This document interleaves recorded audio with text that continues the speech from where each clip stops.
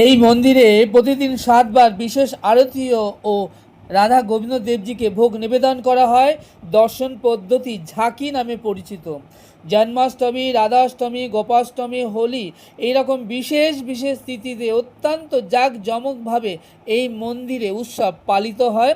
উড়িষ্যার পুরীতে যেমন জগন্নাথ দেবজি হলেন উড়িষ্যা বা উৎকলবাসীর প্রাণ, তদ্রূপ বৃন্দাবনের এই গিরি গোবর্ধনধারী জয়পুরের এই রাধা গোবিন্দ দেবজি হল জয়পুরবাসীর প্রাণ। আপনারা এখন দেখছেন সেই জয়পুরের বিখ্যাত রাধা গোবিন্দ দেবজির মন্দির।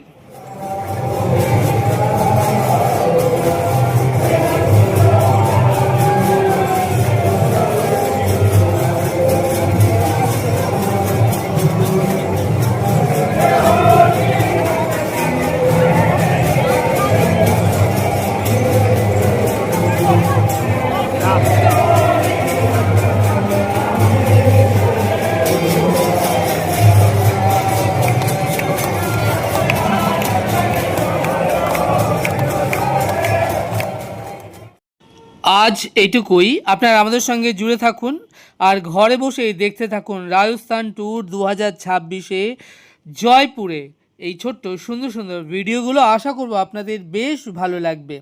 চ্যানেলটি সাবস্ক্রাইব করবেন। আপনারা ভালো থাকবেন, সুস্থ থাকবেন, আনন্দে থাকবেন।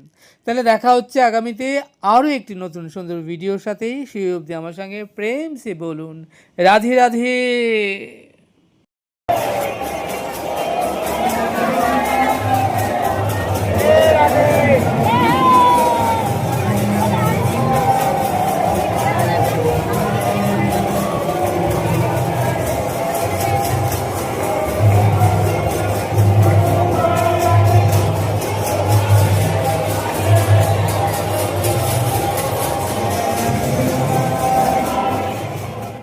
জয়পুরে সিটি প্যালেস হলো একটি বেস্ট ট্যুরিস্ট স্পট। তার অভ্যন্তরে রয়েছে এই গোবিন্দ ধাম এবং সেই গোবিন্দ ধামে গোবিন্দ দেবজির মন্দিরটি শ্রীকৃষ্ণের অত্যন্ত জাগ্রত ঐতিহাসিক একটি পবিত্র তীর্থস্থান। দুদিন বাকি রয়েছে এখনও দোলযাত্রা বা হোলির।